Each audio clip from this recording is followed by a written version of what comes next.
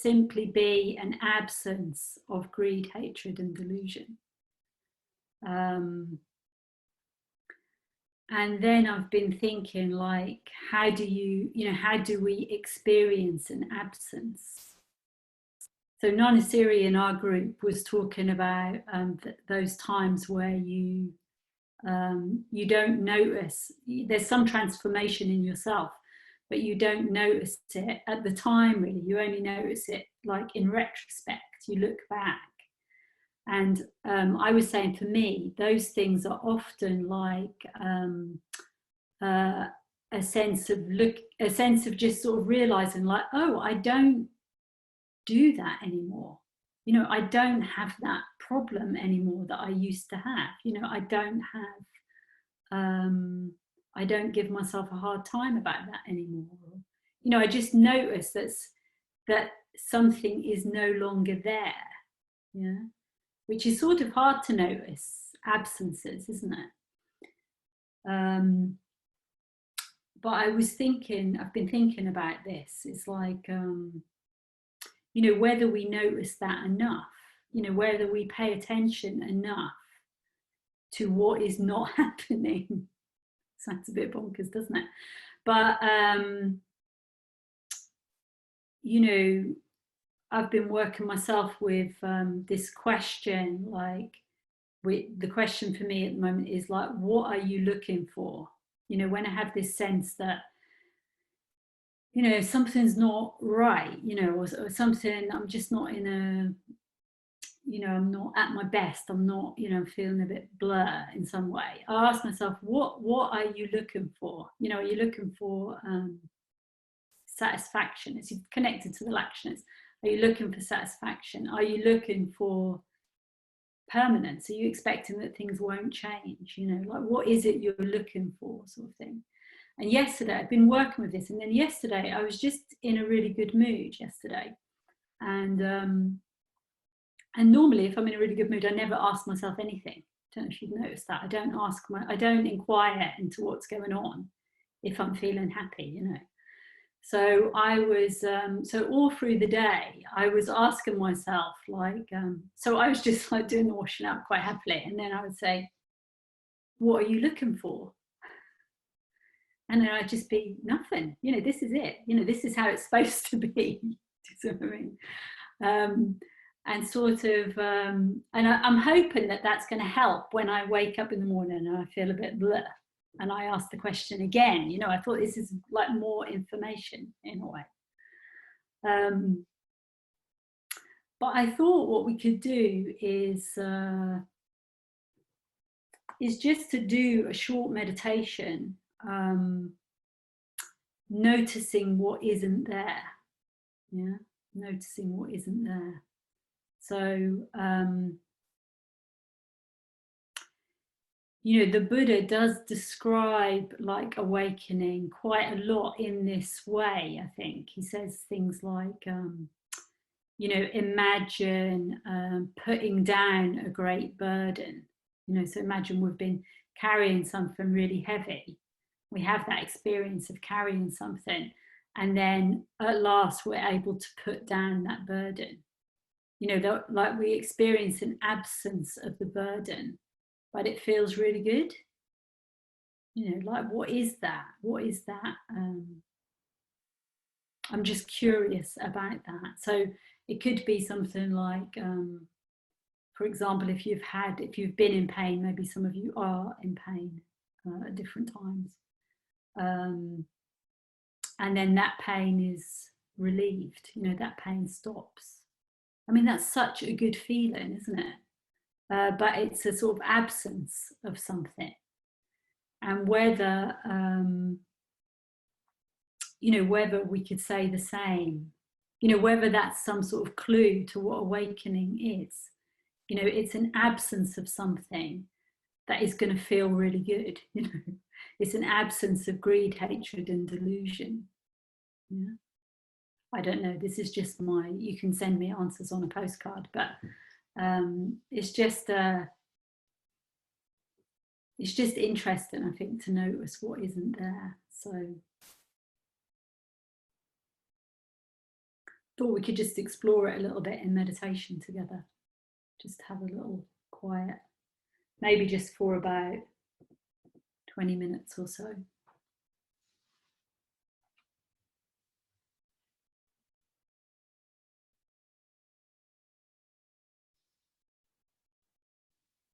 So you don't have to be in any special posture. I'm just sitting on my desk.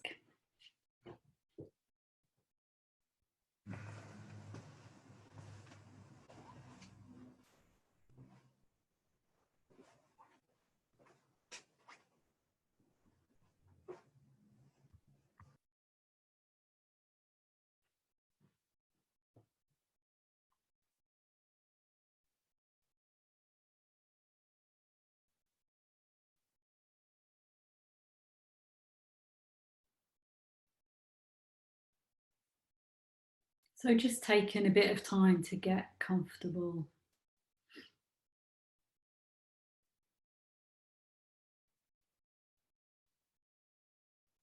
Yeah, and get really comfortable. So if you need anything extra,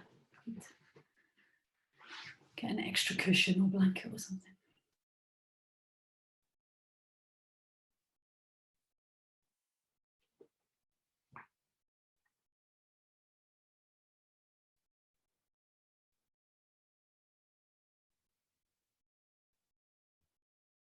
So we'll just do a period really of just sitting practice, but we'll just bring in some reflections. So we just spend a couple of minutes in our own way, just settling. Maybe that means doing a bit of body awareness or just focusing on the breath in the belly. Whatever works for you.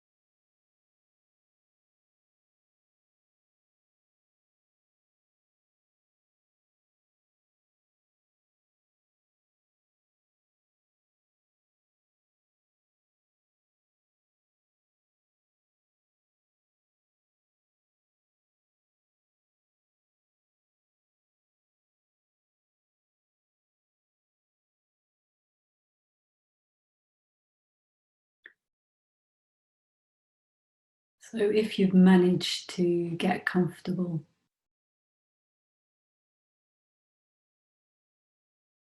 then just seeing if you can notice, appreciate the absence of discomfort. So there's no discomfort here. How nice is that?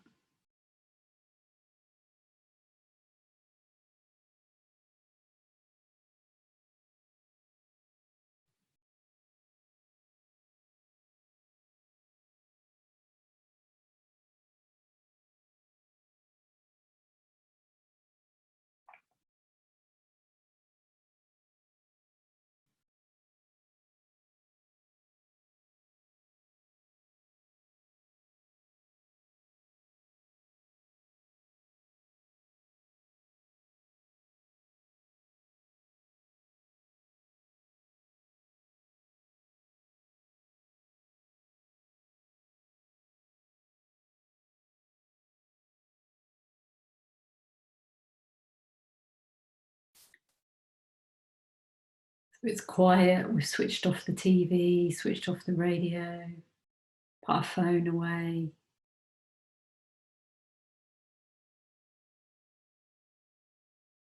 There's an absence of distractions, at least some distractions.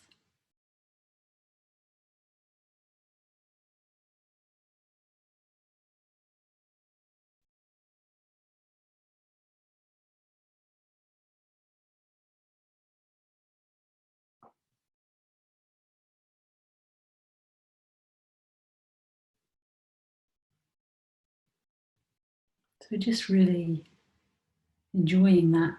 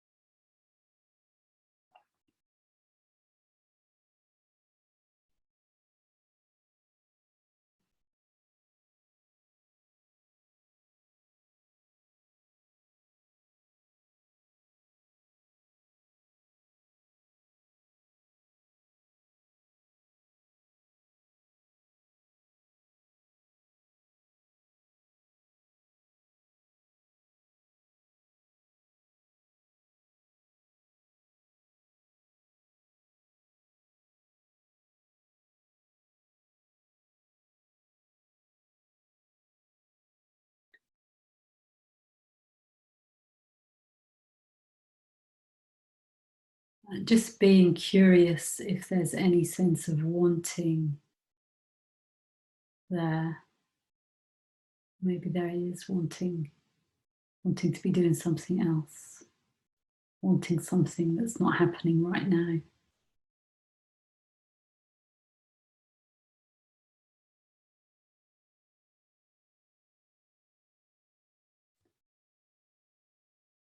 So if that is the case, we can just be kind.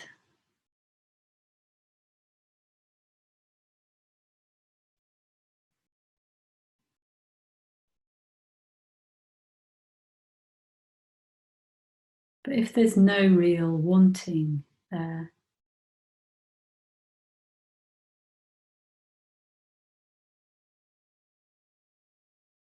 just noticing what that feels like, the absence of wanting, the absence of craving.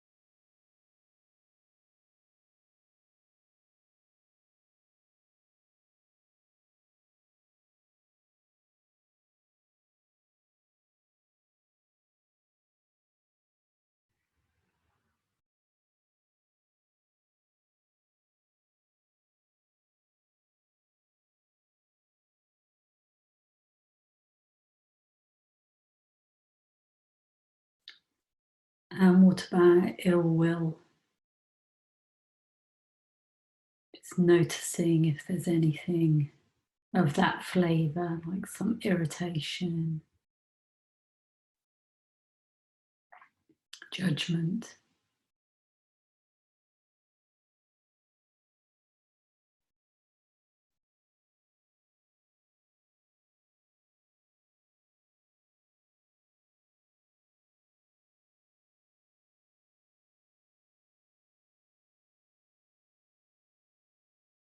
And if there is, we just meet that with a sense of kindness. It's okay.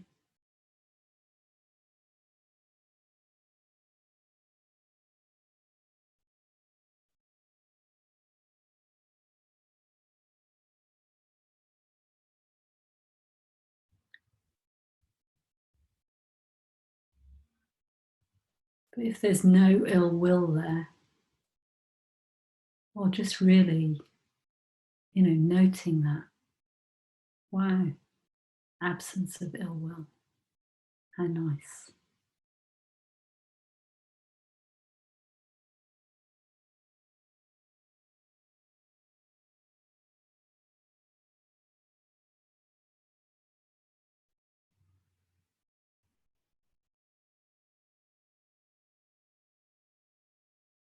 Just enjoying it while it lasts.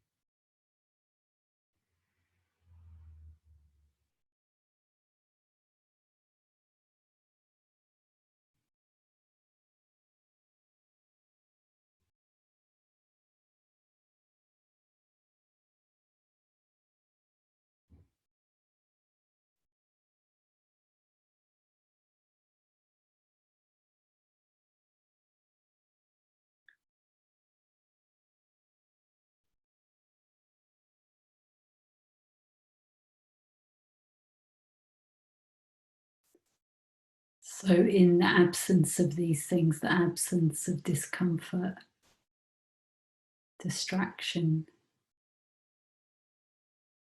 craving, and ill will,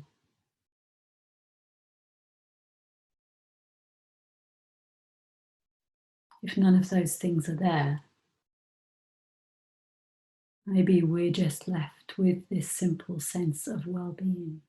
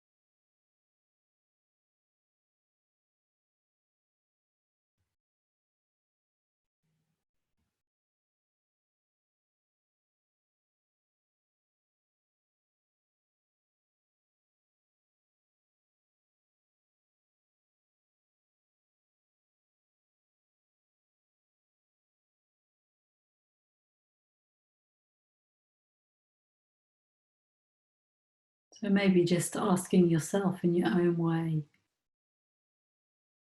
what can I enjoy the absence of right now?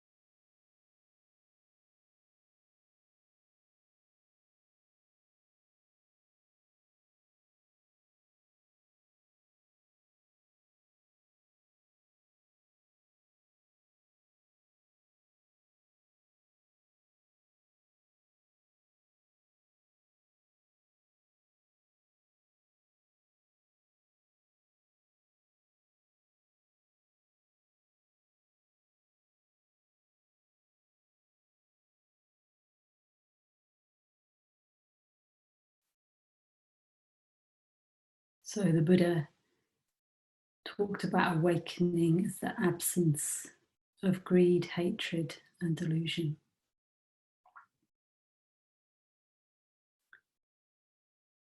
So can we experience the absence of delusion?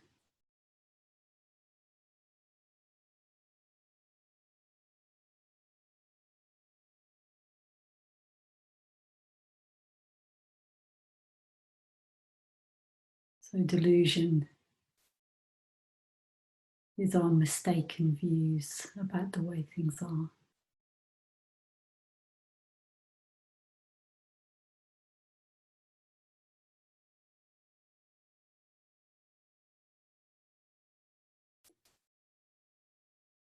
But maybe it's possible to just sit with simple, direct experience without those views coming into play for a moment, a few moments. Just simple sensations.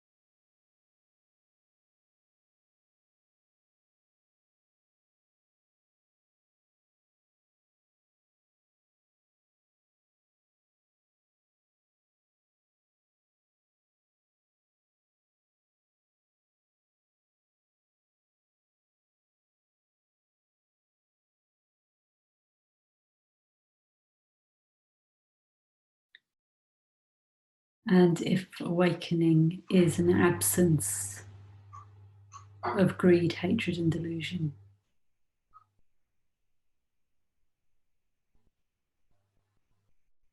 is it possible that we already experience moments of awakening? Moments where there's no greed, hatred, or delusion.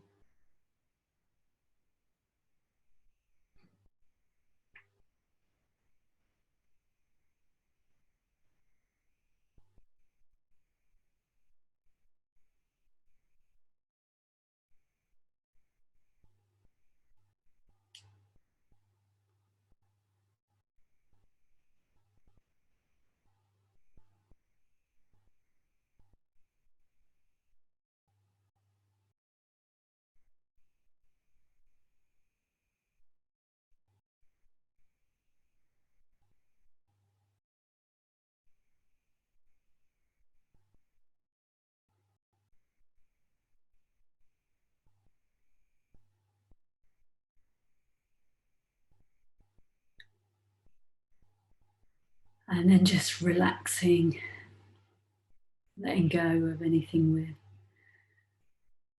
trying to do.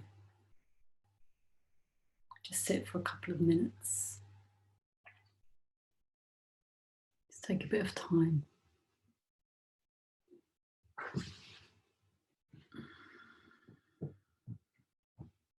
Notice how we're feeling now.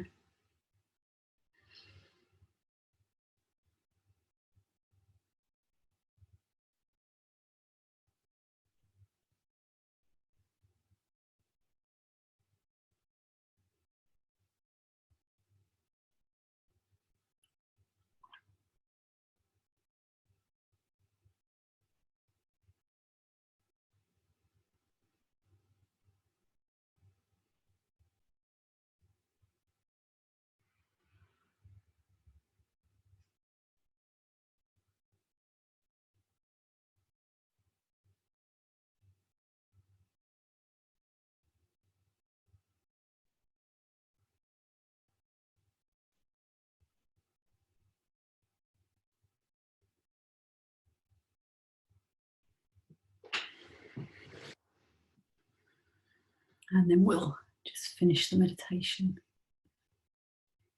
come back together.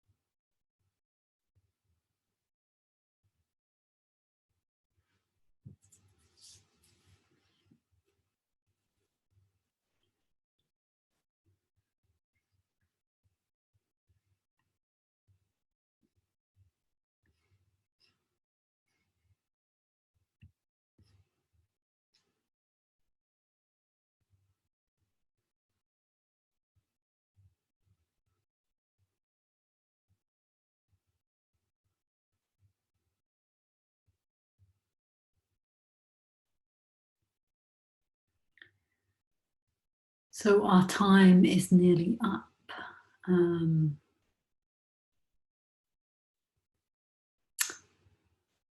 And yeah, we just have a few minutes left. As usual, I haven't really thought how to end things.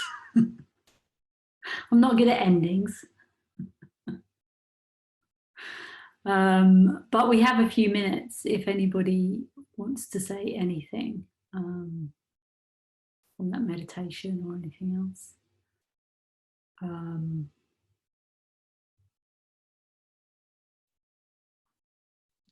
I realise I just come with a lot of questions I haven't figured out myself. Yeah, electricity. Just one thing I've noticed this before, but it's an interesting concept to be looking for what is absent. Mm. You can kind of get carried away with that, like working too hard to make sure it's not there. But I enjoyed it. Yeah.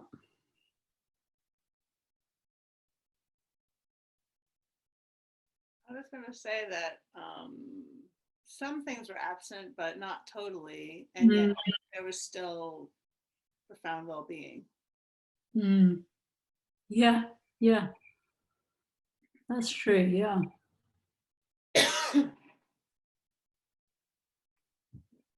Do you think, can I just ask you about that? So,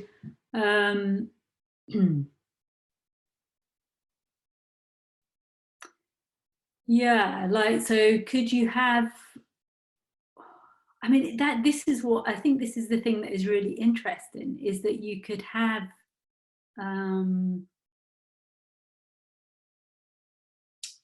it's not about getting rid of those things somehow, is it? It's not about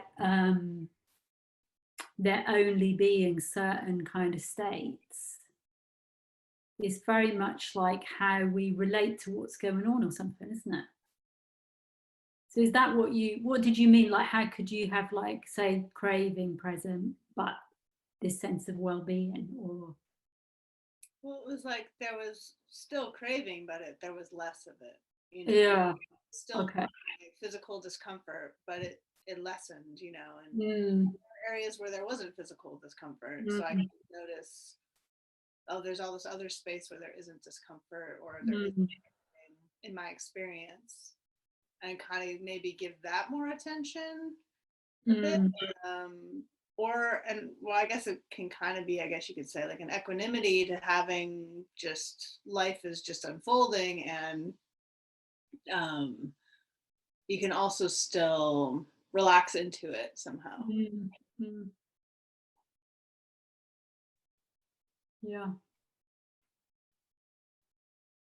Yeah, I do find this absolutely fascinating at the moment, just this thing how, you know, such a strong urge to reject samsara, you know, there's such a sort of strong urge to say, oh, this isn't what's supposed to be happening.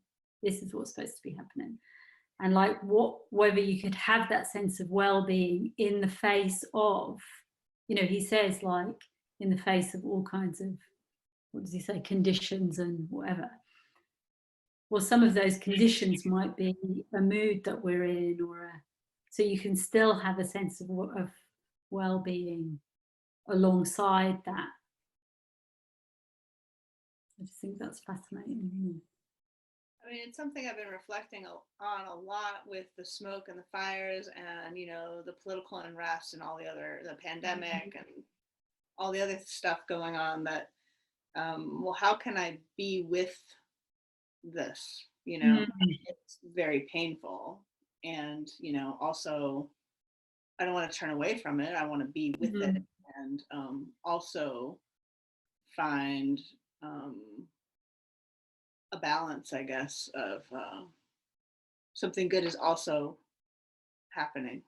You can feel like there isn't anything good. Yeah. More than one thing can be going on inside at the same time for me.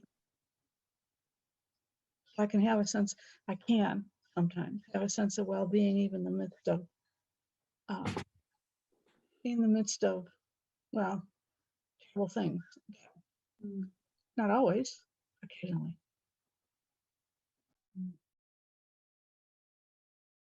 I noticed when I noticed when I was looking at what was absent, it really clarified what was still there, and in a really in a very helpful way. So being at peace with what is still there would be a further step for me, I think. Yes, I was just thinking that thing being at peace. You said being at peace, and I was thinking of not arguing with what's happening, you know, with the fires and whatever. And I think one of the keys that I notice in myself that I find really helpful to spot is when I find myself thinking or feeling it shouldn't be this way.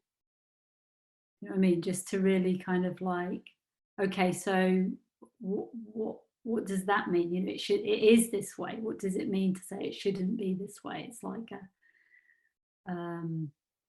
yeah,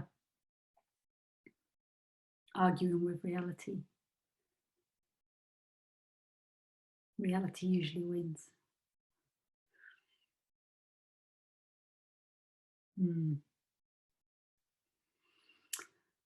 Okay, so, Prasadi Chitta, did you wave? Yeah, I just wanted to appreciate that and sort of point out for me that this this way of just being with, just having it be questions is helpful for the kind of fundamental thing that we're talking about, I think, in the sense that, you know, there is a kind of a very subtle way in which everything, whatever it is, isn't there. Yeah. And as long as we investigate, and so it's important, that's the whole why it's so important to investigate, because once we decide that what is there, we're usually trapped.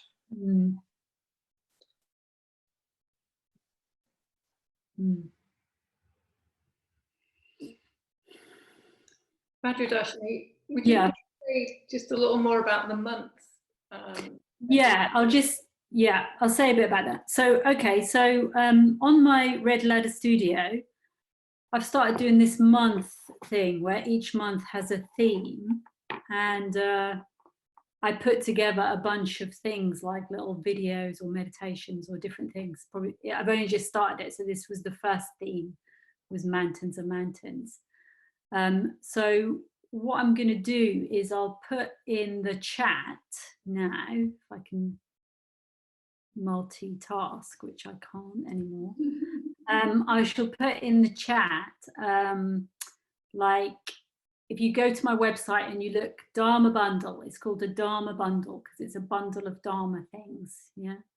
Dharma Bundle subscription, it's called, but you don't have to subscribe.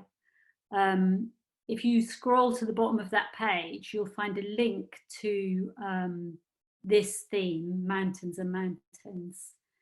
And then if you want to, you can go in there, there's some little videos and little meditations and things.